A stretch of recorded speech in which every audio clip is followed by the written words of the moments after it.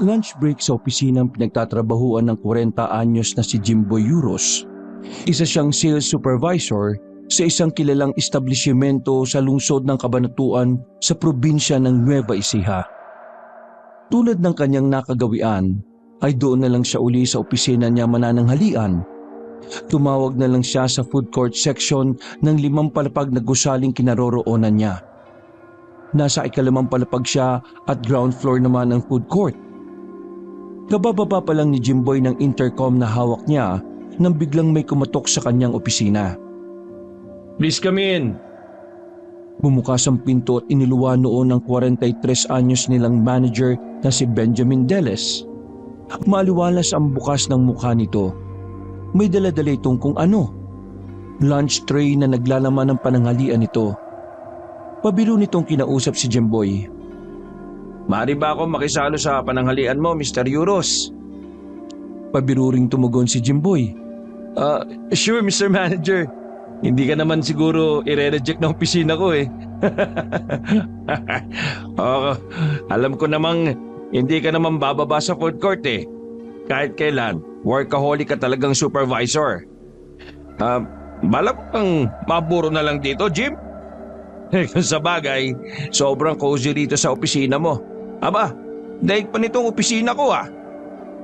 Humanap ng magandang pwesto si Benjamin kung saan ilalapag ang lunch tray na hawak. Pinili nito ang pwesto paharap at malapit sa office table ni Jimboy. Maya-maya'y pagulat itong tila may naalala. May ipapakita nga pala ako sa iyo, Jim.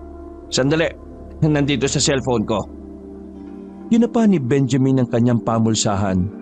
Dinukot nito ang mamahaling cellphone. May kung ano itong dinutdut at hinanap sa files ng cellphone nito. Nang mahanap ang hinahanap, ay dali-dali itong lumapit kay Jimboy. Eto, tingnan mo bro. Alam mo ba kung saang lugar ito? Ganda, di ba? Larawan ng isang magara at mukhang ancestral townhouse ang bumungad sa paningin ni Jimboy. Pari itong mula pa sa panahon ng mga Kastila dahil sa disenyo itong may pagka-European. Ngunit may ilang detalye itong Arabic design. O ngayon, bakit ipinapakita mo sa akin yan, Ben?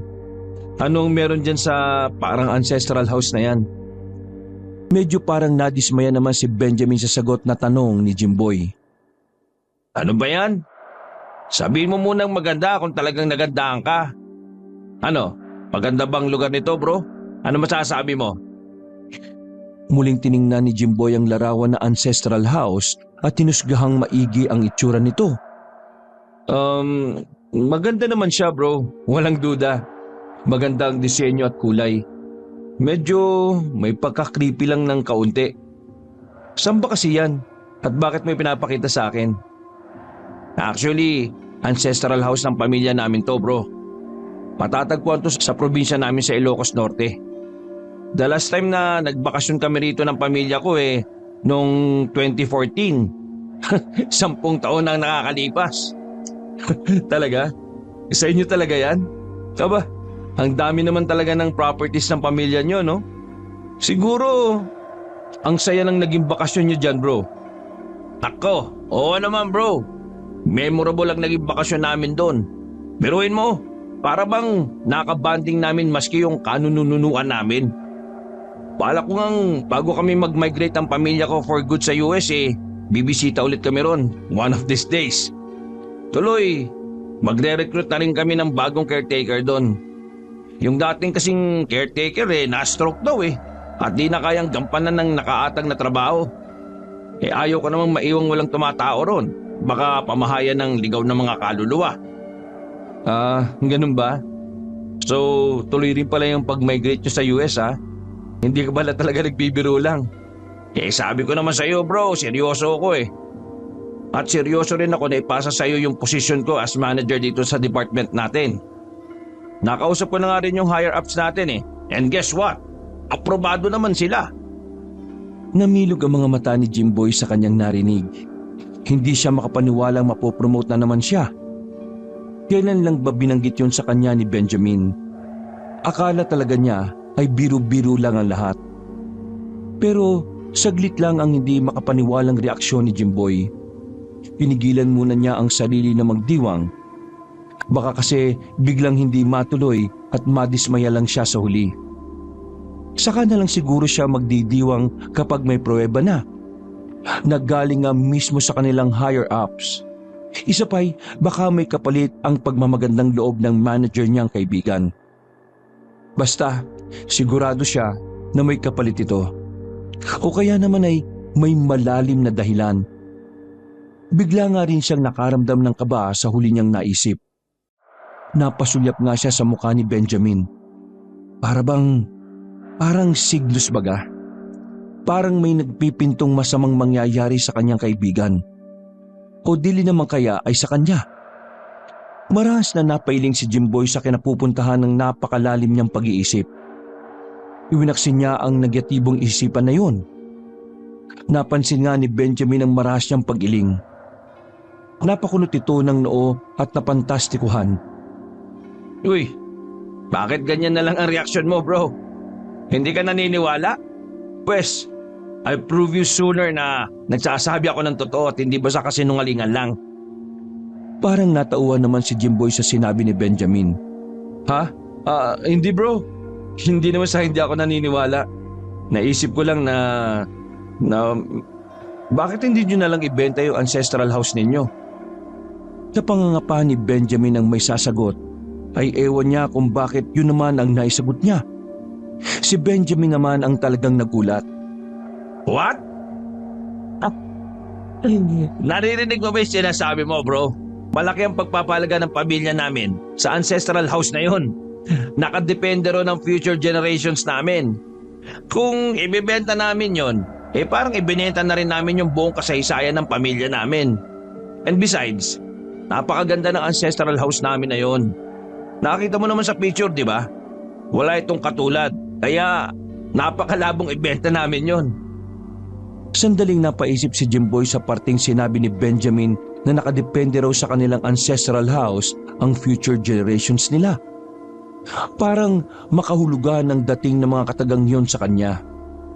Sa papaanong paraan kaya nakadepende ang future generations ng kanilang pamilya ang isang ancestral house lang? Ano ang malalim na meron sa kanilang ancestral house? Ang palalim na pag-iisip ni Jimboy ay nabulabog ng walang ano-ano'y may kumatok na naman sa pinto ng opisina ni Jimboy. Narinig niya ang boses ng kung sino mang nasa likod nito. Yun na nga ang service crew na nagdala ng in-order niyang pananghalian. Pinapasok niya ito at ipinalapag sa kanyang mesa ang daladala nito. Binigyan niya to ng tip bago umalis.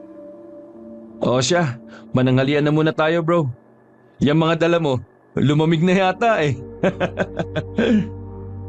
At nananghalian na nga muna sila. Matagal nang magkaibigan si Jimboy at Benjamin. Simula pa nung una silang magkakilala sa kanilang kumpanya. Dati ay parehas lang silang normal na empleyado. Ngunit kalaunay na promote.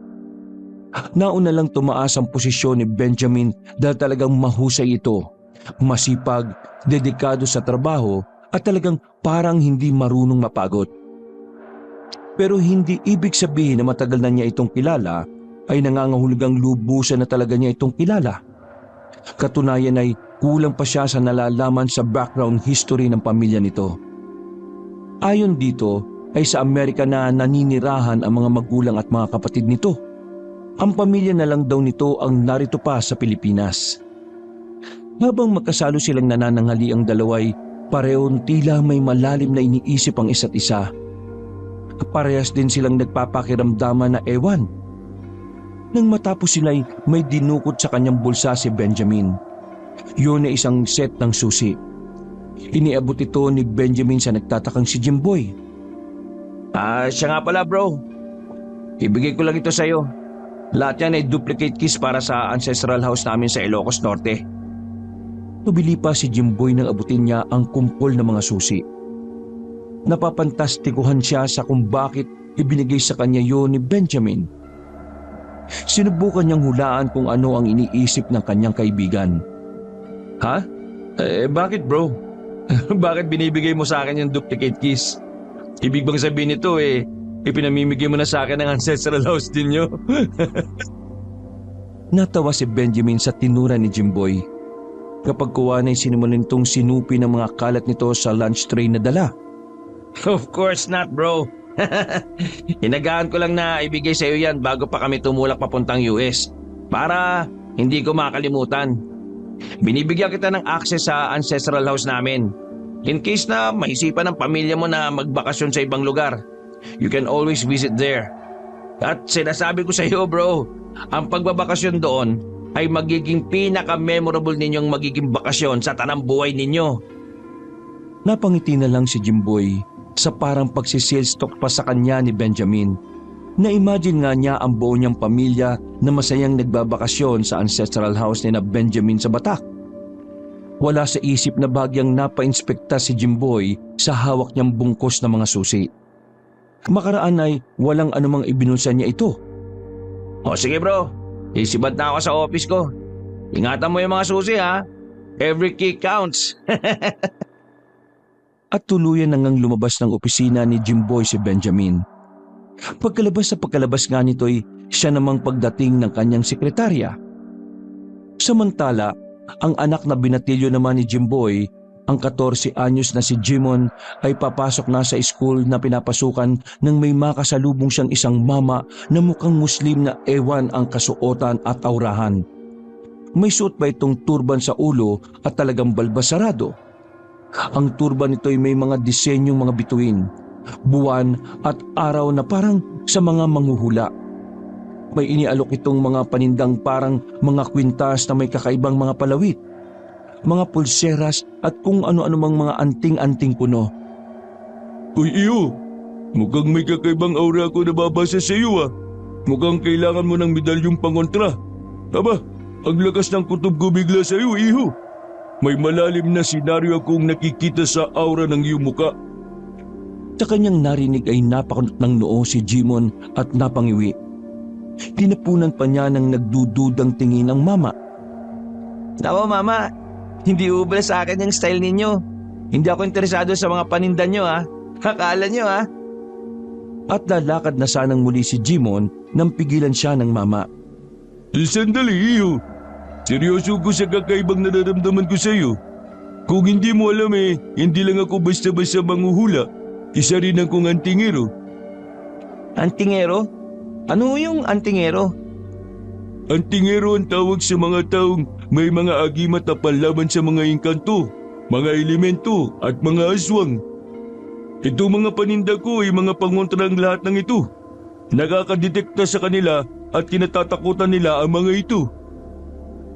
Napaismit si Jimon sa sinabi ng mama. Palibhasa ay hindi siya naniniwala sa mga sinasabi nito o sa mga nilalang na nabanggit nito. Para sa kanya'y likang isip lamang ang mga ito at gawa-gawa lang para pagkakitaan. Maniwala ako sa inyo. Ano akala nyo sa panahon natin ngayon, makaluma? Sa napakamodernong panahon natin ngayon, makakakita pa ba kayo ng aswang, tikbalang, kapre, o kung ano-ano pang mga elemento ko, no? Napag-aralan na po namin yan sa history. Mga mananakop na Espanyol lang po ang nagpaniwala sa atin ng mga yan. Naku, iho, totoo talaga ito. Nandito ka lang kasi sa syudad kaya hindi ka pa nakakaengkwentro ng kahit isa sa mga yan. Subukan mong dumayo sa mga liblib na baryo at tingnan natin kung hindi ka makapakonsulta sa mga albularyo o antingerong tulad ko. Saka, para sabihin ko sa iyo, iho, oo, moderno na ngayon ang panahon. Makabago na ang paraan natin ng pamumuhay. Pero pagdating sa mga elementong hindi natin nakikita sa paligid at lalo na sa mga aswang, makabago na rin ang paraan nila ng pagsalakay sa mga tao. Karamihan din sa kanila, patago na talaga. Marunong din naman sila kumbaga umalinsabay sa mabilis na takbo ng mga pagbabago sa lipunan. Medyo natamimi si Jimon sa mga sinabi ng mama. Hindi tuloy siya makasagot dahil talagang may punto naman ang mama. Posible nga naman yon. Paano nga kaya kung isang araw ay mapadpad siya sa liblib na mga baryo o malalayong probinsya? Napatingin tuloy siya sa mga panindang kung ano-ano ng mama. Lalo na yung mga kwintas na iba't ibang uri ng palawit na parabang mga medalyon nung sinaunang panahon. Napansin din ng mama ang matamang pagtutok ng tingin ni Jimon sa mga paninda nitong kwintas. Seryoso ang mukha nito. Mga medalyon ng mga ito, iho. Pare-parehong pangontra ang mga ito sa masasabang mga elemento sa paligid.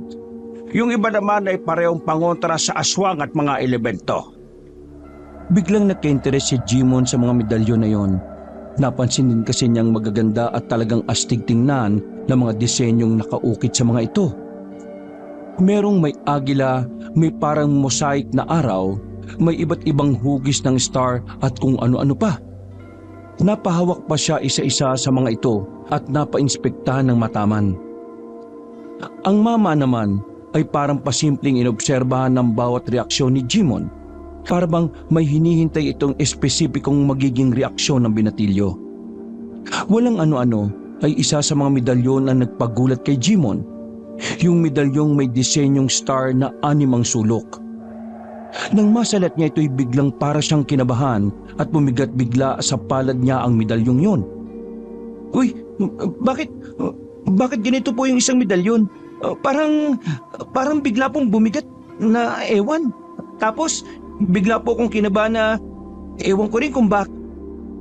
Maging ang mamang antingero ay nagulat din sa naging reaksyon ni Jimon. Matiim nga itong napatingin sa mukha ni Jimon na talagang labis na nagtaka. Isa lang ang ibig sabihin niyan, iho.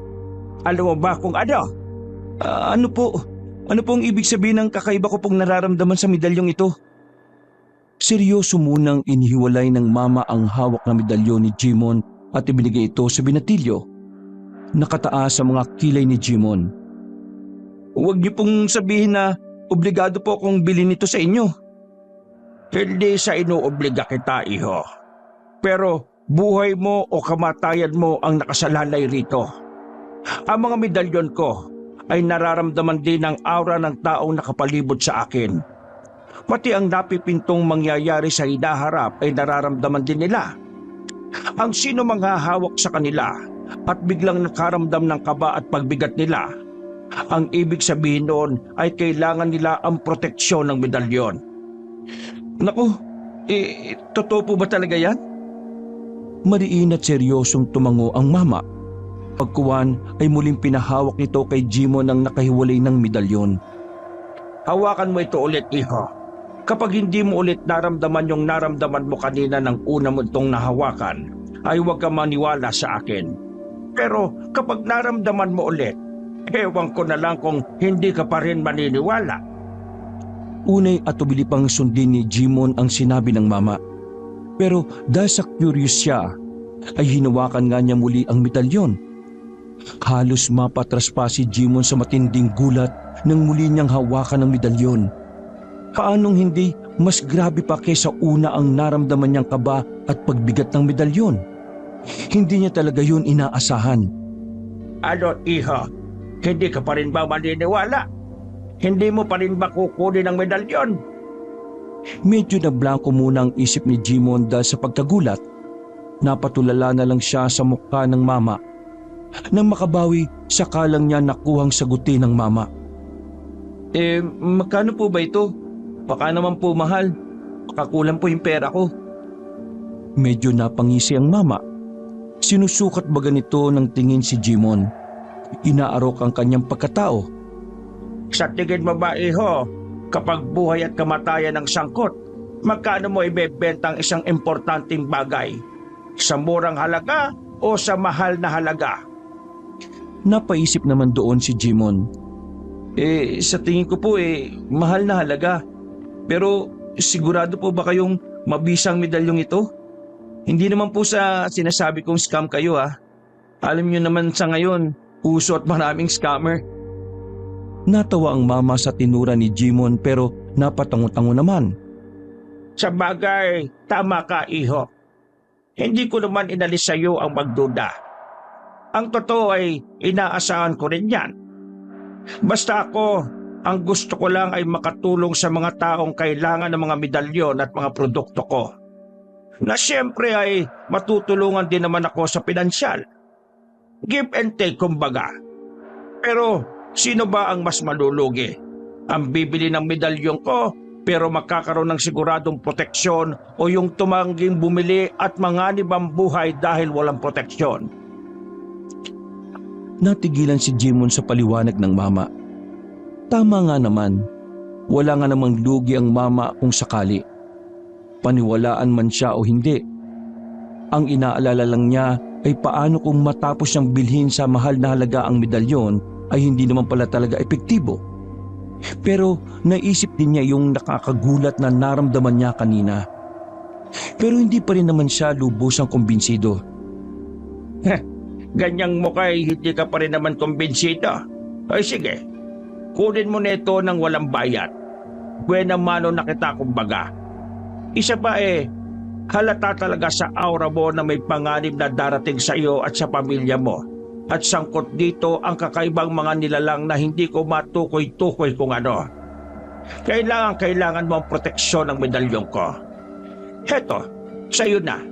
Makakagawa pa naman ako ng bagong medalyong katulad niyan. Ang mama na mismo ang nagsuot ng medalyon kay Jimon. Pagkasuot nga sa kanya ay nakaramdam kagad siya ng kakaibang ginhawa na hindi niya maipaliwanag. Nako, salamat po rito sa medalyon.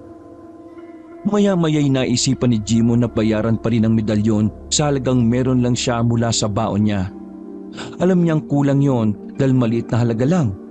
Pero dahil sa kakaibang ginhawang naramdaman niya ay naengganyo siyang magbayad pa rin. Iniabot niya ito sa kamay ng mama. Ngunit tumanggi ang mama. Hayaan mo na, iho. Libre na yan. Ilaan mo na lang yung bayad mo sana sa akin sa mga projects mo sa school.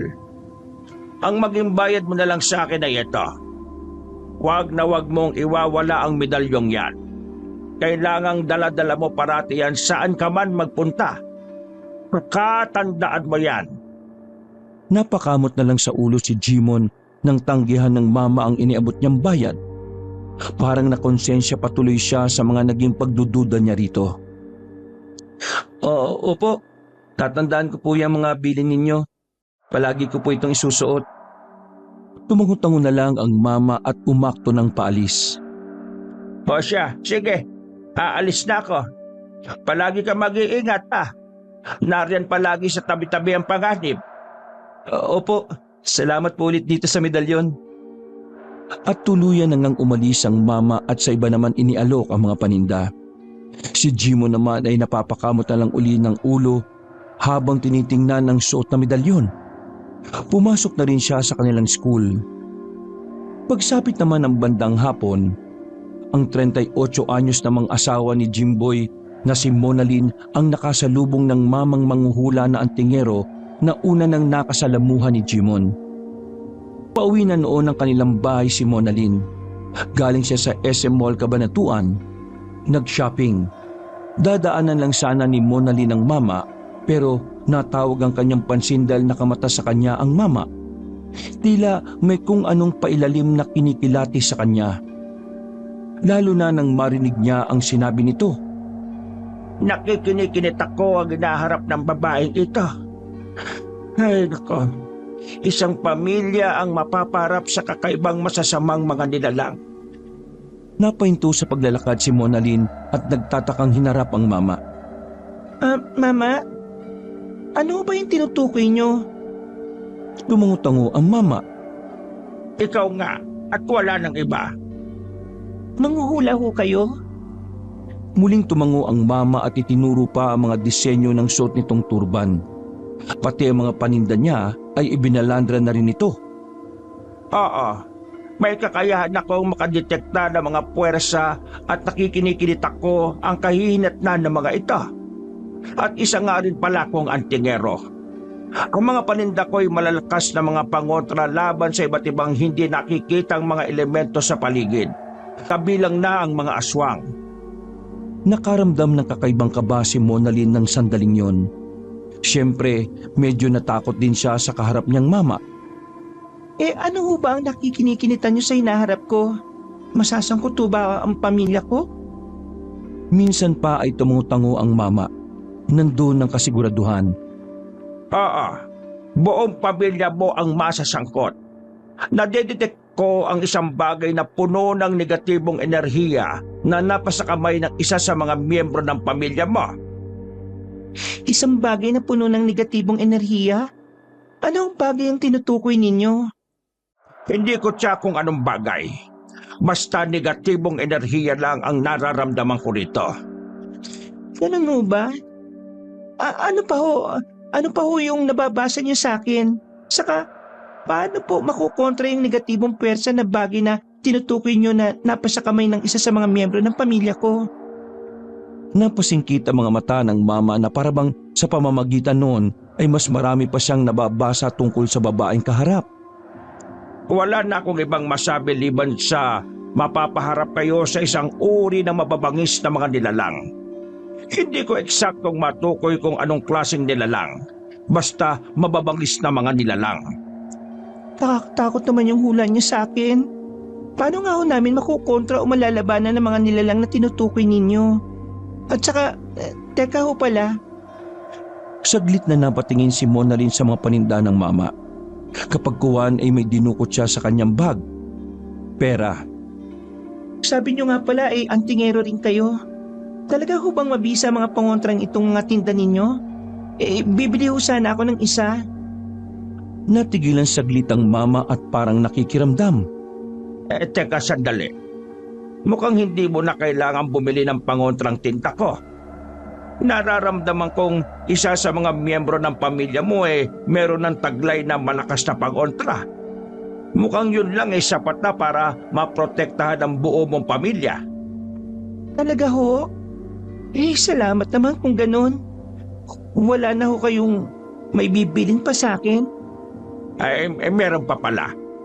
Maging mapagmatsyag kayo sa paligid nyo. Makinig kayo sa mga babala ng ibang tao. Huwag niyong basta ipagsawalang bahala ang kahit na anong babala, maliit man o malaki. Buhay at kamatayan ng pamilya mo ang nakasalalay rito kaya kailangan timbangin ang lahat ng bagay at pag-isipang maigi. Naku, salamat to. Tatandaan ko lahat ng sinabi ninyo. Mabuti na lang kung talaga nakasalubong ko kayo. Kung hindi hindi pa ho ako magiging aware sa mga sinabi ninyo. Salamat to talaga. At sinubukang ibigay pa rin ni Monalyn sa mama ang nailabas niyang pera. Ay siya nga ho pala. Tanggapin ho ninyo ito. Bale, abuli ko na lang ito sa inyo. Ngunit tumanggi naman ang mama. Tulad ng pagtanggi nito bandang una kay Jimon. Nako, hayaan mo na. Tsaka wala ka namang binili sa akin Pero nagpumilit si Monalyn. Kunin niyo na po. Kung hindi ho ninyo tatanggapin, ibig sabihin ay hindi totoo mga sinabi niyo sa akin at hindi ko na lang din ho paniniwalaan. Natigilan naman doon ng mama at napatingin sa mukha ni Monalyn. Dahil seryoso naman si Monalyn ay napilitan na rin itong tanggapin ang iniaabot ni Monalyn. Sige, tatanggapin ko na. Para sa isang kadahilanan. Basta yung mga mahigpit kong bilin, huwag mong kalilimutan. Matapos ito'y naghiwalay na ang mama at si Monalyn. Pagsapit naman ng gabi sa kanilang bahay, matapos manangalian ng pamilya ni Jimboy, nasa salas na sila at sama-samang nagpapahindang habang nanonood ng telebisyon nang may maalala si Monalyn. Gusto niya makasiguro sa isang bagay. Jimboy, Han, Jimon, anak, may itatanong lang sana ako sa inyong dalawa. Nitong mga nagdaang araw ba wala kayong napapansing gamit ninyo na may negatibong pwersa sa inyo? Parehong natigilan sa biglang tanong na yon ni Monalyn sina Jimboy at Jimon. Si Jimboy parang kinapapa sa isip kung anong bagay ba ang sa tingin niya ay may hatid na negatibong pwersa sa kanya. Si Jimon naman ay pasimpleng itinago sa suot niyang t-shirt ang medalyong ibinigay sa kanya ng mamang antingero na manghuhula. Teka Han, bakit ba bigla-bigla naman yata yung ganyang tanong mo? Anong meron? Medyo atubiling sumagot si Monalyn. Alam niya kasing hindi naniniwala si Jimboy sa hula-hula. Kung sasabihin niya ang totoo, ay baka mauwi lang sila sa pagtatalo. Basta Han, feeling ko lang kasi may negatibong bagay dito sa bahay natin na kailangan nating alisin. Kumbaga, Kung di natin naalisin baka magdulot lang sa atin ng kamalasan. Teka, kumonsulta ka ba sa manghuhulahan? Bakit biglang ganyan ka kung mag-isip? May nalalaman ka na ngayong negatibong puwersa at malas-malas na yan. Isa pa, lahat naman ng bagay ay may negatibo at positibong puwersa. Paano mo pa matutukoy kung alin ang alin? Sabi ko nga, Han, sa bagay nga, bakit ba hindi ko naisip yun na lahat naman ng bagay ay may negatibo at positibong puwersang taglay? May dagdag ko pa pala, Han. Nasa tao rin yun, Han, kung paano tayo kumilos at kung paano natin kinokontrol ang mga bagay na nasa paligid natin. Kung mas lamang ang negatibong puwersa ng isang bagay kaysa positibong puwersa nito, kaya naman natin tong kontrolin. Halimbawa na lang, yung kutsilyo, malakas ang negatibong puwersa nun. Pero nagagamit naman natin sa positibong paraan at nakokontrol naman natin. Nasa isip din kasi natin yun. Kung sa may isip kriminal mapupunta ang kutsilyo, negatibo sa negatibong puwersa na yun. Ayun, masama na talaga ang kahihinatnan. Tama si Papa, Ma. Kayo naman kasi, sa negatibo kayo tumututok. Dapat mas tumutok tayo sa positibong mga puwersa sa paligid.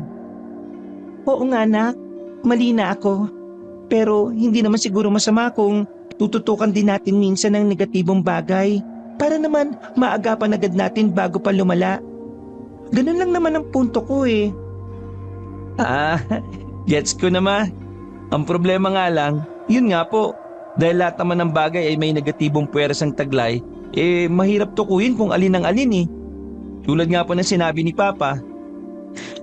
Maya-maya'y sinaway ni Jimboy sina Monalyn at Jimon dahil sa tinututukan nitong balita sa TV. Uy, teka. Tumahimik nga muna kayo dyan. At hindi ko maintindihan tong sinasabi sa balita. Ang nasa balita ay tungkol sa umano'y biktima ng aswang sa isang probinsya sa Visayas. Pinaniniwala ang nagiging aktibo na naman kuno ang mga lahing aswang doon. Ipinakikita ang blurred na larawan ng isang babaeng wakwak ang dugo ang katawan at wala ng saplot. Diyos ko, totoo ba talaga mga aswang, Han? Napaka-brutal naman ang sinapit ng babaeng yan. Hindi ako naniniwala sa aswanghan. Pero hindi ko inaalis ang posibilidad. Pero para sa akin hindi aswang ang may kagagawan talaga niyan. Malamang na nakadroga ang may gawa niyan. O kaya isang taong may sakit sa isip. Biglang may naalala si Jimon dahil sa balita na may kinalaman sa aswang. Maalala ko nga pala, Pa, Ma. May nakapagsabi pala sa akin na totoo raw ang mga aswang. Yun lang hindi na raw po sila ngayon hantaran kung mambiktima. Paano raw sila mambibiktima, anak? Patago. Opo, Pa. Sumasabay din daw po sila sa mabilis sa pagbabago ng modernong panahon. Siyempre, matatalino rin daw po ang mga karamihan sa kanila. Kaya marunong sila makibagay. Kung umatake raw po sila ngayon parang hindi po natin nakalain at hindi po basta-basta mapapansin. Ay, sino naman ang nakapagsabi sa iyo niyan, anak? Baka naman aswang din ang nakausap mo kaya alam na alam niya. Ay nako, mag-iingat ka anak sa kung sino-sino ang kinakausap mo Mahirap na. Nakalimutan ko na po kung anong tawag sa kanya, Ma. Basta isa po siyang mama na itsura pa lang masasabi na ninyo kaagad na matalino siya at maraming alam. Palipat-lipat ang tingin ni Jimboy sa kanyang mag-ina habang malalim na napapaisip. Yung balita tuloy sa TV ay hindi na niya natututukan. Oy, kayong dalawa.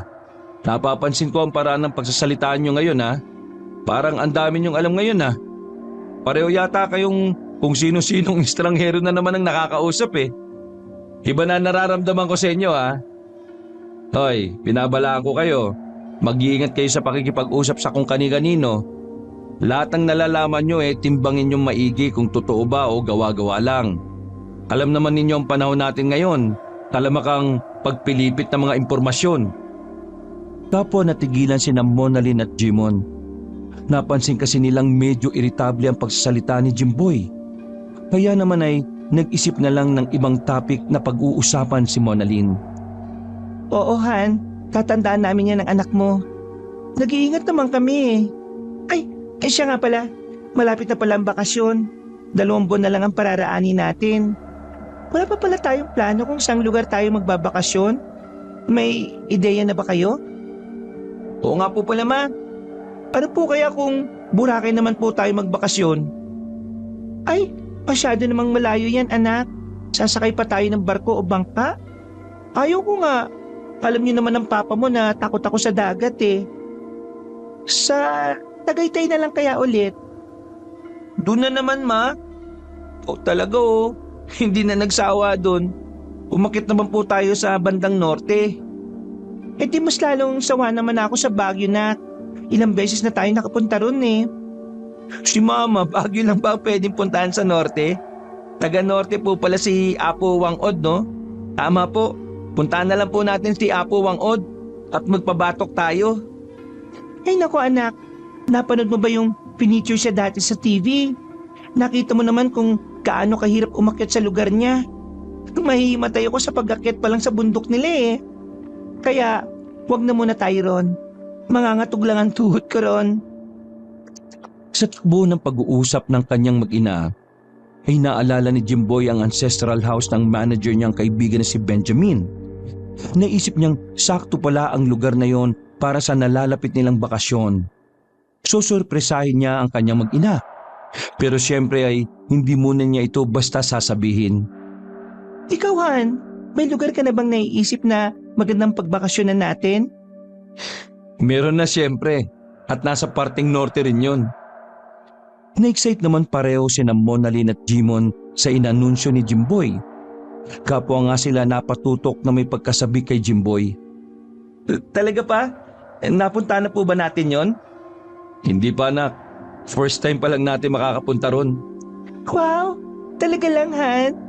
Eh, saan ba yan? Anong lugar? Pasimpleng ngumisi si Jimboy bago sumagot. Siyempre, secret muna sa ngayon. Hayaan yung i-surprise ko kayo. Ay, sabihin mo na kasi Han. Baka naman mamaya hindi pala magandang lugar na yun eh. Lugi kami ng anak mo. Oo nga pa. Huwag kayong madaya. Dapat alam namin kung saan yung lugar eh. Basta. Saka na lang ninyo malalaman kapag nandun na tayo. Pero sinisiguro ko sa inyo na sobrang ganda ron at magugustuhan nyo ang lugar na yun. Malapit ba yan sa beach? Oo, malapit sa beach.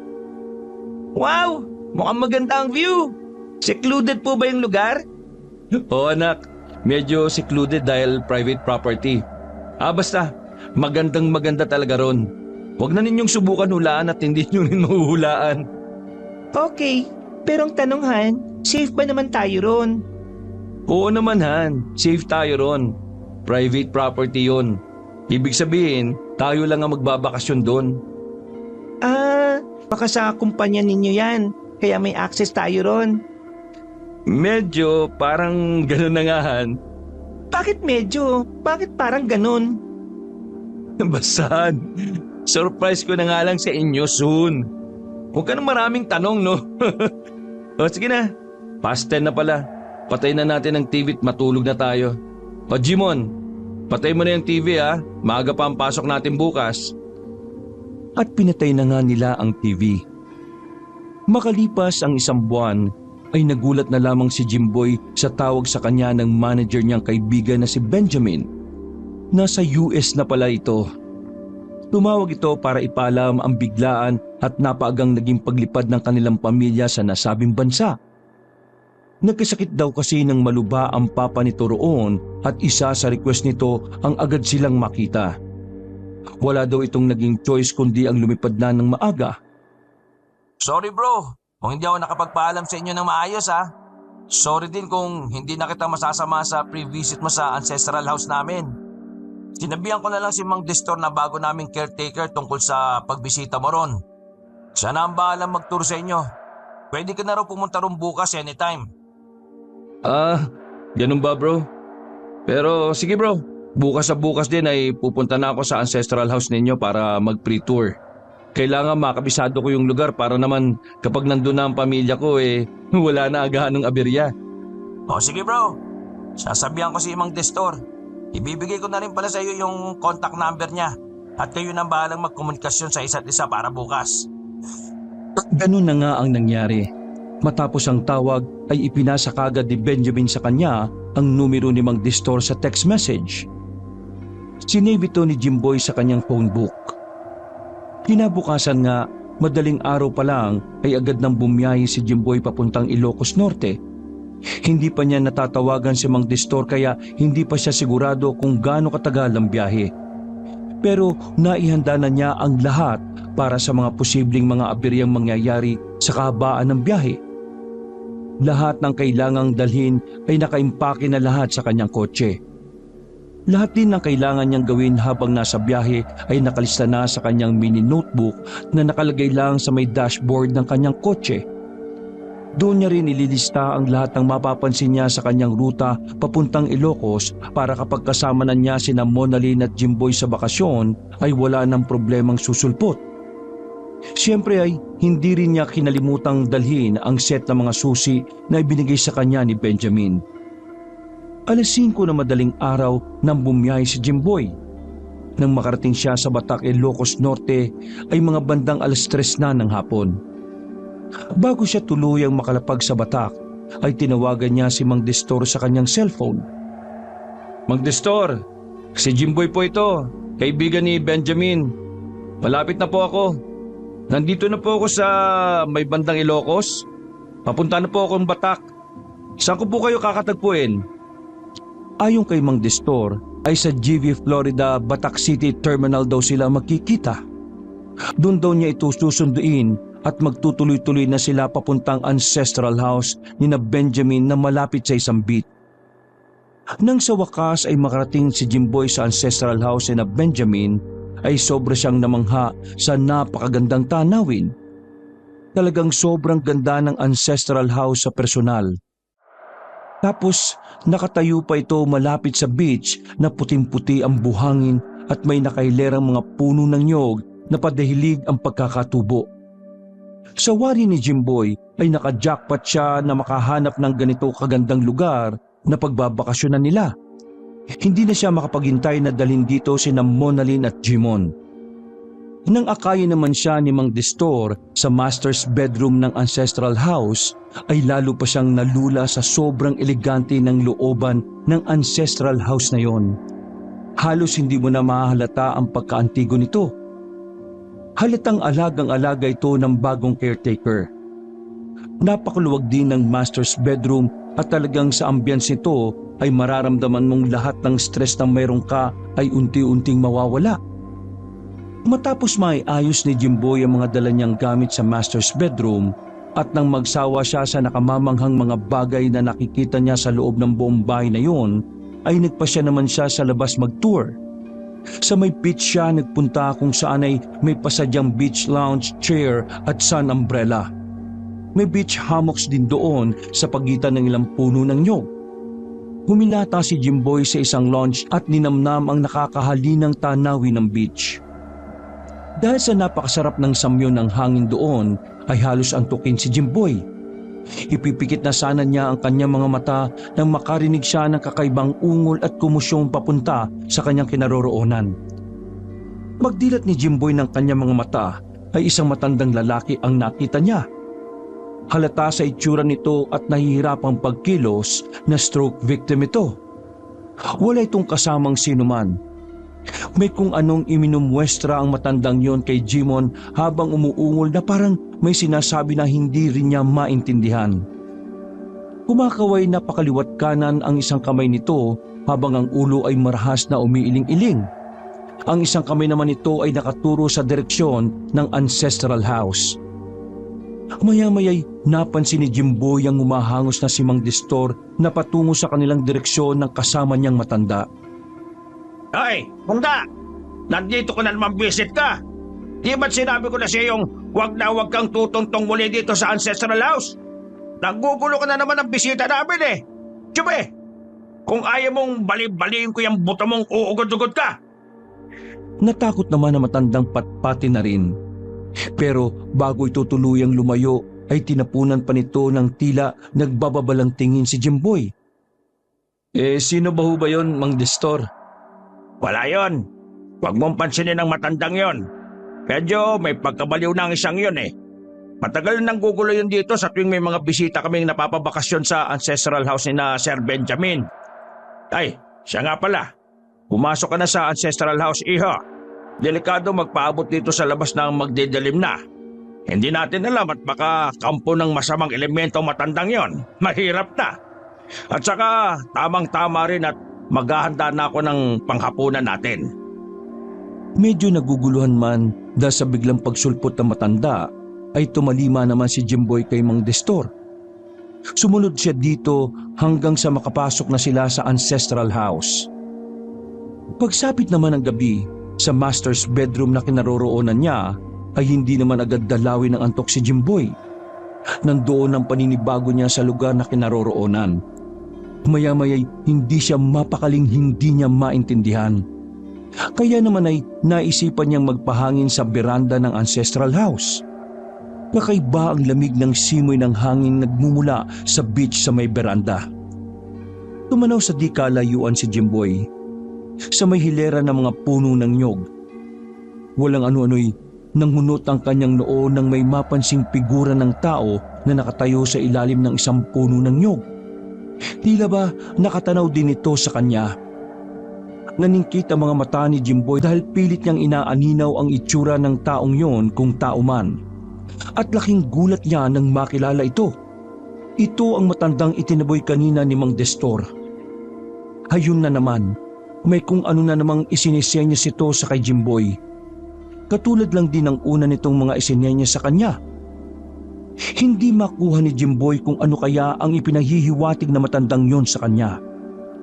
At nang maalala niya ang sinabi ni Mang Destor kanina na baka kampo nito na masasamang elemento, ay natakot siya. Ipinasya niyang pumasok na sa loob at pinilit na lang ang sarili na makatulog. Kinabukasan ay maaga na namang gumising si Jimboy.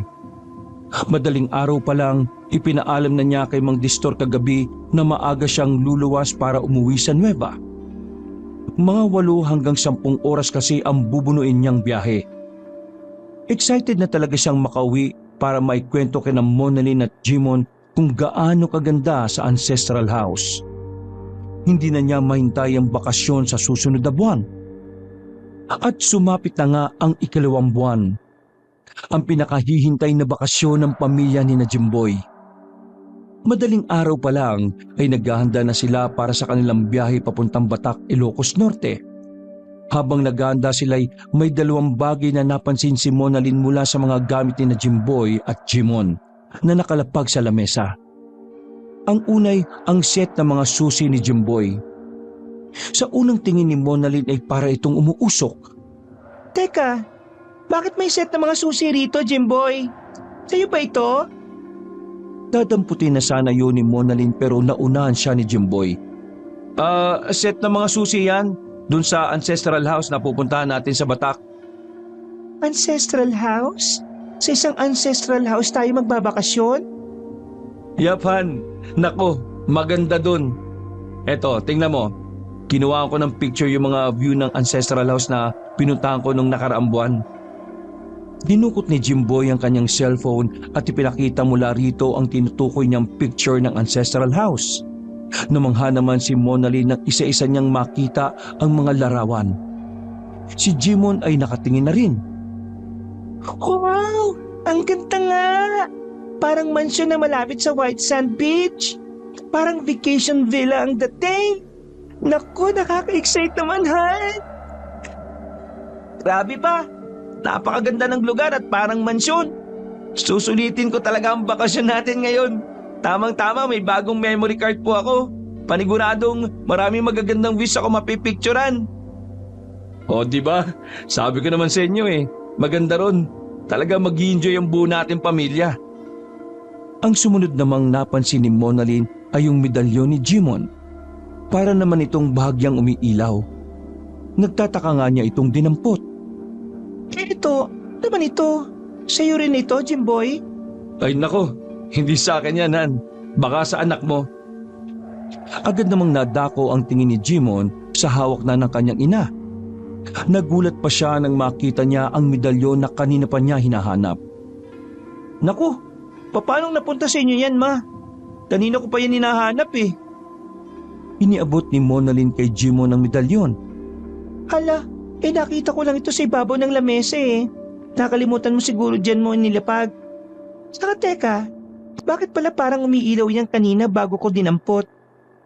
Ano po? Umiilaw? Nagtatakang ininspekta ni Jimon ang kanyang medalyon. Pinakiramdaman niya rin ito. Medyo mainit ito sa kanyang palad. Sigurado po kayong medyo umiilaw to kanina, ma? Katabi po ba ito kanina ng set ng kiss ni Papa? Oo, katabi yan kanina ng mga susi ng papa mo. Ang kay papa mo naman kanina, parang umuusok yung mga susi niya. Tumangutango lang si Jimon at pasimple nang tumalikod para ituloy ang ginagawang paghahanda ng kanyang mga gamit. Pero lingid sa kaalaman ng kanyang mga magulang ay malalim siyang napapaisip. Pilit niyang iniisip kung ano ang ibig sabihin ng biglang pag-ilaw ng kanyang medalyon at pag-usok naman ng set of keys ng kanyang papa. Tapos ay mainit pa ang pakiramdam niya sa kanyang medalyon. Parang gusto niyang mabahala. Pero hindi naman niya maintindihan kung ano ang dapat niyang ikabahala. Ano kaya ang meron sa mga susi ng kanyang papa? Ano kaya ang meron sa ancestral house? Muling napatingin si Jimon sa suot na niyang medalyon. Pagkaraan ay sumagi sa isip niya na mukhang may kakaiba pero interesanteng magaganap sa kanila sa ancestral house.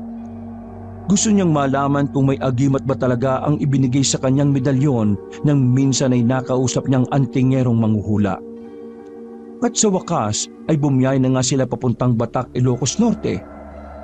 Habang nasa biyahe ay tahimik lang silang tatlo. Pare-pareho silang may kani-kanyang malalim na iniisip. Si Jimboy ay naiisip niya ang matandang lalaki na 2 beses niyang nakaengkwentro dun sa ancestral house. Hanggang ngayon ay hindi niya lubos maisip kung ano kaya ang kahulugan ng mga senyas nito. Bakit nito itinuturo ang ancestral house at parang inaayawan niya ito? Meron kaya itong hindi magandang karanasan sa ancestral house? Naisip niyang minsan nga ay sisikapin niyang kausapin ang matandang lalaking yon. Babaliwalain na lang niya ang babala ni Mang Destor na baka kampo nito ng masasamang mga elemento sa paligid. Si Monalyn naman, ang iniisip niya ay ang set ng mga susi ni Jimboy at ang medalyon ni Jimon. Naalala niya bigla yung minsang sinabi sa kanya ng mamang manghuhula. Isa raw sa miyembro ng kanyang pamilya ay nakatanggap ng isang bagay na puno ng negatibong enerhiya. Isa rin daw sa miyembro ng kanyang pamilya ang nagtataglay na ng pangontra. Alin kaya sa set ng mga susi ni Jimboy at medalyon ni Jimon ang may sa negatibong enerhiya? Bigla ay bahagyang nanlaki ang mga mata ni Monalyn nang mapagtantong ang medalyon nga pala ni Jimon ay parang katulad ng mga medalyong inilalako ng kausap niya na manghuhulang antingero. Ngayon ay natitiyak niyang ang medalyon ni Jimon ang tinutukoy ng mama na mabisang pangontra at proteksyon laban sa masasamang mga elemento. Ibig sabihin din nito ay ang set ng mga susi ni Jimboy ang bagay na nagtataglay ng negatibong enerhiya. Muling nanlaki ang mga mata ni Monalyn nang may mapagtanto na naman siya. Ang set ng mga susi ni Jimboy ay para sa ancestral house na pupuntahan nila. Ibig sabihin ay may kung anong nasa likod ng ancestral house na yon. Teka pala sandali, Jimboy. Sigurado ka bang tutuloy tayo sa ancestral house? Nagtatakang binalingan naman ni Jimboy si Monalyn. Kanina'y excited pa ito na makarating na sila roon. Pero ngayon ay parang biglang nagdududa. Oo naman, Han. Tuloy na tuloy tayo ron. Bakit ba parang biglang nagdududa ka sa pupuntahan natin? Ano bang meron? Bigla namang natigilan si Monalyn. Hindi niya alam kung sasabihin ba niya kay Jimboy ang minsang sinabi sa kanya ng mamang antingero na manghuhula o hindi na lang. Natatakot siyang magtalo na naman sila dahil baka isipin ni Jimboy na mas nagpapaniwala pa siya sa manghuhula. Wala naman. Naisip ko lang na ano kaya kung sa ibang lugar na lang tayo pumunta? Naisip ko na lang na ano kaya kung sa ibang lugar na lang tayo sa Batac tumuloy? Marami rin naman yatang ibang magagandang beaches doon eh. Ay naku, Han. Mas maganda ron sa ancestral house. Napuntahan ko na nga minsan, hindi ba? Tsaka, libreng-libre lang tayo ron. Kung sa ibang lugar pa tayo pupunta magagastusan pa tayo ng malala. Tsaka, private yun, Han. Kaya nakasisiguro kung mas ligtas tayo ron kesa kung sa ibang lugar pa tayo pupunta. Hindi man kampante sa sagot ni Jimboy ay nanahimik na lang si Mona Lynn. Siguro ay doon na lang siya sa medalyon ni Jimon hahawak ng kaligtasan nila kung sakali. Si Jimon naman ay naaalala rin niya ang tagpo nung makausap niya ang mamang antingero na manghuhula rin. Naalala niyang minsan ay nabanggit nitong mapapaharap daw sila sa isang malagim na senaryo. Anong malagim na senaryo naman kaya ang naghihintay sa kanila? Natatakot na kinakabahan siya siyempre. Pero hindi niya maintindihan ng sarili kung bakit parang excited naman siyang malaman kung paano gumagana ang anting-anting na taglay ng medalyong ibinigay sa kanya ng mama. Matapos ang kani-kanilang mga iniisip ay nakarating pa rin naman sila sa ancestral house sa Batak. Dumating sila roon ng eksakto mag-aalas 3 ng hapon. Sinalubong sila ni Mang Distor na ang kakaibang sayang nadarama ay halatang halata sa bakas ng kanyang mukha. Ligayang pagdating sa pamilyang Euros dito sa Deles Ancestral House. Hangat ko na magkaroon kayo ng hindi malilimutang karanasan dito. Sina Mona Lynn at Jemon ay halos nalimutan na ang kani-kanilang mga pangamba nang mabistahan nila ang kabuuan ng ancestral house at ang paligid nito. Halos lumawa ang kanilang mga mata sa pagkamangha. Wow! Totoo nga sobrang ganda rito. Ang ganda ng bahay. Ang ganda rin ng puting beach. Parang sa postcard. Oo nga ma, hindi ako makapaniwala makakapunta tayo sa ganitong lugar. Pakiramdam ko, nasa Europe tayo eh. Ay nako, may enjoy nyo talaga rito ma'am at mga sir. Ay siya nga pala, halina po kayo sa loob. Ako na bahala magpasok ng mga dala ninyo. Sir Jimboy, alam niyo na po kung saan ang master's bedroom. May set of keys na rin naman po kayo, di ba? Pwede ho din yung galugarin ng buong ancestral house. Pagsapit ng gabi, dito na nagsimula ang lahat ng di inaasahan ng pamilya ni Jimboy. Una ay napansin ni Jimboy na maingat na isinasara lahat ni Mang Distor ang mga pinto at mga bintana ng ancestral house. Mang Distor, bakit po isinasara niyong maigi yung mga bintana at pintuan? For security purpose lang ho. Alam mo naman sa panahon natin ngayon, maraming mga masasamang manloloob. Isa pa yung mamang nakainkwentro mo noong nakaraang buwan. Hindi natin alam, baka kampo nyo ng masasamang elemento. Nako, mahirap na. Ganun po ba? Pati ba yung mga bintana sa master's bedroom ilalak nyo? Oo, iho. Maya-maya lang ilalak ko na rin yon. Tatapusin ko lang ang lahat ng bintana rito. Bago pa man pumunta sa master's bedroom si Mang Distor, ay inunahan na ni Jimboy na samantalahin ang pagkakataon na dumungaw sa huling pagkakataon sa may beranda. Inaasahan niyang muli niyang matatanaw mula roon ang matandang lalaki sa ilalim ng puno ng nyog sa may beach. At hindi nga nagkamali si Jimboy. Tatanaw niya ulit sa dating pwesto nito ang matandang lalaking parang may kapansanan. May isinisenyas uli ito. Ngunit sa pagkakataong ito'y medyo iba na. Itinuturo siya, pagkatapos ay sesenyas ng paggilit ng leeg. Kasunod nito'y ang paulit-ulit na senyas na kamay na nakaturo pa ibaba at isa pang kamay na kumakaway ng pakaliwat kanan. Maya-maya pa'y dumating na si Mang Distor sa master's bedroom kung saan sila naroroon para ilak ang mga bintana. Ala, bakit ilalak niya ang mga bintana, Han? Ipinaliwanag ni Jimboy kay Mona Lynn kung bakit. Pero parang hindi naman kumbinsido si Mona Lynn. Nang makaalis nga ang caretaker ay kinwestiyon ni Mona Lynn si Jimboy. Bakit naman ganun, Han? Parang iba ang kutob ko sa paglalak ng caretaker sa mga bintana Para namang pati front door at back door inilak? Hindi kaagad naisip yun ni Jimboy kaya naman ay naalarma siya. Dali-dali siyang lumabas ng master's bedroom para habulin si Mang Distor sakaling hindi pa nakakalabas.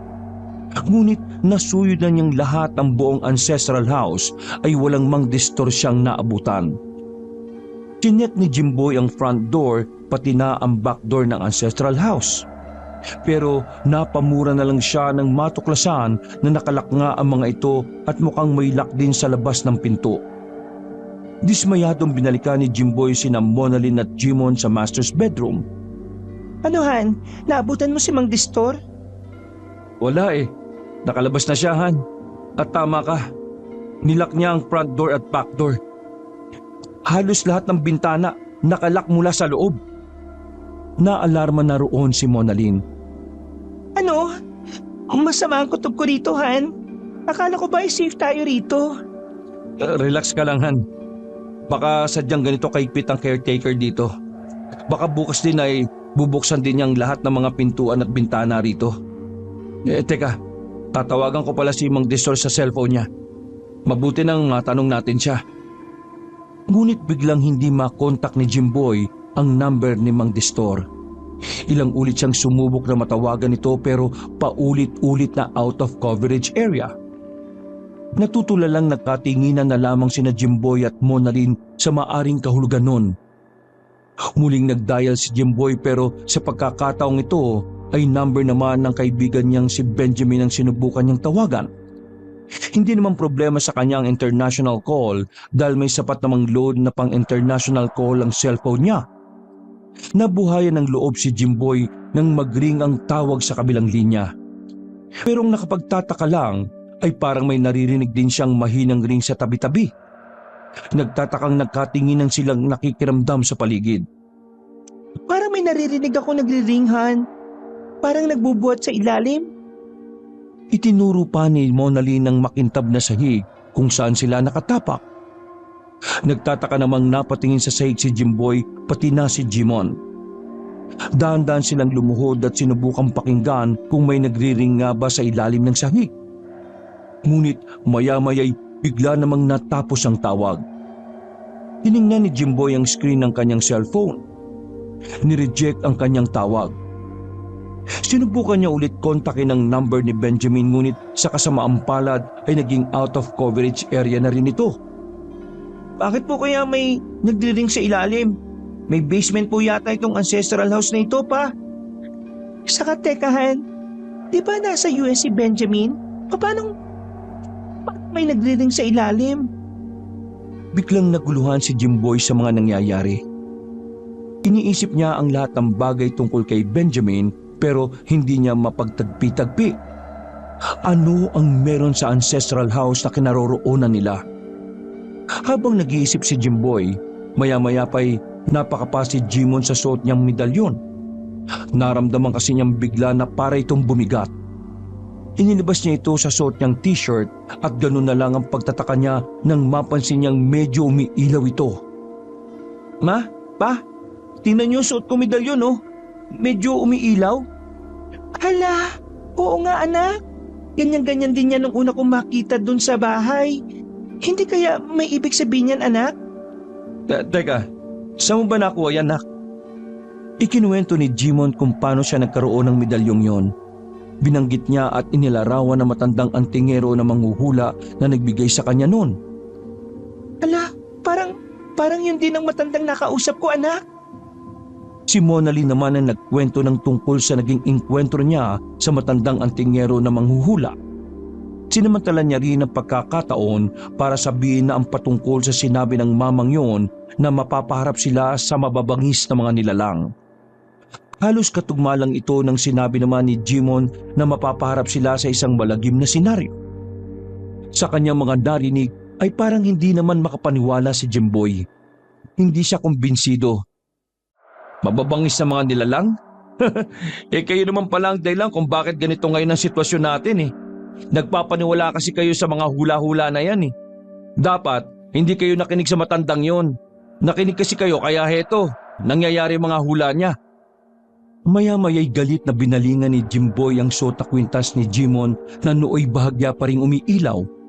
Ngunit sa aktong hahabultin pa lang sana ni Jimboy ang medalyon ni Jimon, nang walang ano-ano'y nakarinig sila ng sunod-sunod na parang mga atungal sa ilalim ng sahig. Kasunod nito ay sunod-sunod na mga kaluskos at pagkaskas ng parang matigas o matalim na bagay. Nanlaki ang mga matang nagkatinginan silang tatlo. Lahat sila ay nakatitig sa sahig. Alahan, ano mga tunog na yun sa ilalim? Ano ang gagawin natin? Sumenya si Jimboy na magdaan-daan sila sa pagkilos. Biglang pinagpawisan sila ng malapot dahil sa kanilang sitwasyon. Kailangan natin lumabas ng silid na ito. Dahan-dahan lang tayo. Saan naman tayo pupunta? Diyos ko, nakakatakot naman to. Baka mamaya lang ay masira ang sahig tapos biglang may lalabas na mabangis na nilalang. Diyos ko! Shh! Doon na lang siguro tayo sa may kusina. May mga kutsilyo doon. Magagamit natin panlaban at proteksyon kung kinakailangan. Jimon anak, pagitaan natin ang mama mo. Ikaw ang mauna papunta sa kusina at ako naman ang panghuli at poprotekta sa likuran ninyo. Ganun nga ang ginawa nila. Habang papalapit sila sa pinto para makalabas, ay siya ring unti-unting paglakas ng mga ungol at mga pagkaluskos sa ilalim ng sahig. Bigla rin nilang naramdamang parang umuuga na rin ang sahig. Nang sa wakas ay makalabas na rin sa master's bedroom si Jimboy, ay bigla naman siyang napatid ng kung anong bagay sa may pintuan. Kaya naman ay pakalabog siyang natumba padapa.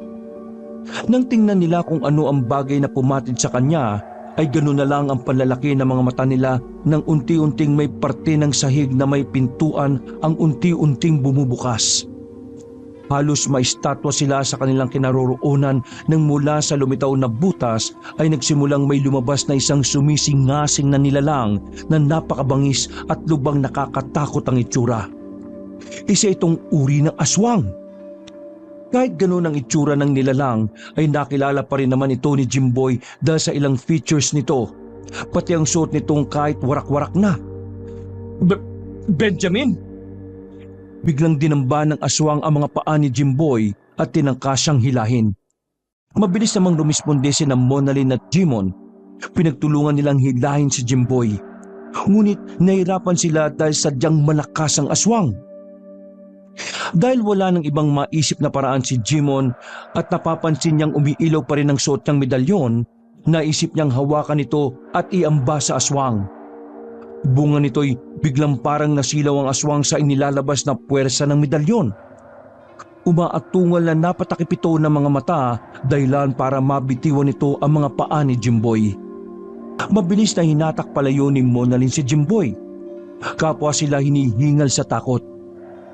Ma! Lumayo na kayo, dali! Pumunta na kayo sa kusina! Pero paano ka anak? Baka bigla kang tambay ng aswang na yan. Ako na bahala rito, ma! Poprotektahan ako ng medalyon ko. Sige na! Pumunta na kayo sa kusina at kumuha kayo ng magagamit nating sandata! Maya-maya'y lalong bumangis ang atungal ng aswang, kahit patuloy pa rin itong nasisilaw sa medalyon ni Jimon. At nang mapansin ni na Jimon, Jimboy at Monalyn na may iba pang mga aswang na nagsisimulang maglabasan sa butas sa sahig, ay talagang nataranta sila. Takbo na, ma! Pa! Dali! Sabay-sabay na malakas na umatungal at sumingasing ang mga aswang na naglalabasan sa butas ng sahig. Halatang nanggigigil na ang mga ito na manglapa ng tao. Lamang ay nasisilaw ang mga ito sa hawak na medalyon ni Jimon. Kapag kuwan ay biglang naramdaman ni Jimon na parang may puwersang nagtutulak sa kanya. Kaya pala'y nagsisimulang dahan-dahang umabante mga aswang. Pakiramdam niya'y pilit lang na kinakaya ng puwersa ng kanyang medalyon ang puwersa ng mga ito. Nang makarating sina Monalyn at Jimboy sa kusina ay agad silang kumuha ng mga kutsilyo doon. Hindi pa nakontento'y naghanap pa ng palakol si Jimboy at may nahanap naman siya. Si Monalyn naman ay nakakita pa ng fire extinguisher. Nanginginig man sa takot at kaba ay nagkasundo silang respondihan si Jimon. Ngunit bago pa man sila humakbang ay bigla silang nakarinig ng parang pumupukpok sa pader sa may bandang likuran. Sa may bandang likuran mismo nila. Nanlaki ang mga matang nagkatinginan sina Monalyn at Jimboy. Nang lingunin ni na Jimboy ang pader sa kanilang likuran, ay nanlaki ang kanilang mga mata nang mapansing unti-unting nagkakakrak ang pader na hugis bilog na kakasyang isang tao. Diyos ko po, mukhang may mga aswang din sa labas, Jimboy. Papasukin nila tayo. Kumanda ka, Monalyn. Iamba mo na yung fire extinguisher. Ako naman itong palakol. Habang nakahanda sila sa pader ng kusina, hindi nila napapansin ay nasa likuran na rin pala nila si Jimon. Patuloy siyang itunutulak ng puwersa ng mga aswang na tuluyan na ngang nakalabas lahat mula sa butas ng sahig sa master's bedroom. Ganun na lang ang pagkagulat ni na Monalyn at Jimboy nang bigla nilang marinig ang sabay-sabay na namang pag-atungal at pagsingasing ng mga aswang sa kanilang likuran. Jimboy, nandito na pala mga aswang. Makukorner na tayo. Ano na ang gagawin natin? Huwag kang ganyan, Han. Relax ka lang. Malalampasan din natin to. Focus ka lang sa fire extinguisher mo. Dahil sa narinig niyang reaksyon ng kanyang mga magulang ay nagpanik na rin si Jimon. Ma, ano nang gagawin natin? Pakiramdam ko malapit nang bumigay ang puwersa ng hawak kong medalyon. Nanginginig na rin ang mga kamay ko, Ma! Pa! Walang ano-ano, sa wakas ay bumigay na ang pabilog na bitak ng pader na inaabangan ni na Jimboy. Iniambanan nila ang mga hawak nilang sandata na anumang sandali ay ihahataw na lang nila kapag may lumabas ng kung anuman mula sa pabilog na bitak. At may lumitaw nga sa bilog na bitak. Ang matandang minsan ay nakaengkwentro ni Jimboy sa beach. Tarantang pagaganahin na sana ni Monalyn ang hawak niyang fire extinguisher pero alerto naman siyang pinigilan ni Jimboy. Huwag, Monalyn. Tanda ko pa ang matandang yan. Tila nagmamadaling sumenya-senya sa matandang yon kina Jimboy. Inuudyokan silang lumabas agad sa pabilog na bitak na ito na siya pala ang may kagagawan. May hawak itong kung anong ginagamit nito sa pagtibag sa simentadong pader. Jimboy, sigurado ka bang hindi siya aswang? Medyo natigilan si Jimboy dahil bigla niyang naalala ang sinabi sa kanya minsan ni Mang Destor. Pero base naman sa nakikita niyang ginagawa nito ngayon ay malabong totoo ang sinasabi ni Mang Destor. Kaya naman ay mariin siyang umiling-iling bilang tugon kay Monalyn. Hindi, Han. Hindi siya aswang. Kita mo naman, tinutulungan pa niya tayo makatakas. Sa puntong ito ngayon lang napagtanto ni Jimboy ang kahulugan ng mga senya sa kanya dati na matandang lalaki. Kung sana pala ay inintindi niya ang mga babala pala nito, sana'y hindi sila umabot sa ganito. Si Monalyn naman ay duda pa rin dahil sa itsura ng matandang lalaki sa labas ng pabilog na bitak sa pader. Pero nang muli niyang marinig ang nagngangalit ang mga atungal at singasing ng mga aswang sa kanilang likuran at ang payak ng pagtawag sa kanila ni Jimon, ay napilitan na rin siyang sumunod sa inutos sa kanila ng matandang lalaki. Ikahan, paano pala si Jimon? Baka malapa na siya ng mga aswang. Sandaling nilingon ni Jimboy si Jimon. Tansya niya'y nasa mga 1.5 di pa na lang ang layo nito sa kanila. Nang ang mga aswang naman ng balingan niya'y halos lumuwa ang mga mata niya nang mapagtantong sobrang katakot-takot pala ang itsura ng mga ito. Nang walang ano-ano'y biglang matumba paupo sa sahig si Jimon ay nataranta na si Jimboy. Dali na, Monalyn. Lumabas ka na sa butas ng pader. Ako nang bahala kay Jimon. Lilingon pa muna sana si Monalyn para malaman kung ano na ang lagay ni Jimon, pero alertong itinulak na siya palabas ni Jimboy para hindi na niya makita pa. Sumunod ay walang sabi-sabing tinakbo ni Jimboy si Jimon para tulungan itong makabangon habang iniaamba pa rin nito ang hawak na medalyon. Ngunit dahil sa pagkataranta ni Jimboy ay nadalos naman siya sa sahig nang eksaktong makatayo na si Jimon. Kamalas-malasan pa na siya naman ang matumba ay natabig pa niya ang kamay ni Jimon na nakahawak sa medalyon nito. Bunga nito'y tumilapon palayo ang medalyon. Sa nangyaring yo'y biglang nawala ang pagkasilaw ng mga aswang. Kaya naman ay dumagundong ang nagwawala nilang atungal at walang sabi-sabing agad dinaluhong sina Jimboy at Jimon. Ngunit bago pa man ito nangyari ay may pumasok sa bilog na bitak sa pader ng kusina. Ang matandang antingero na manghuhula nang minsang nakausap ni na Jimon at Monalyn. Marami itong suot ng mga medalyon.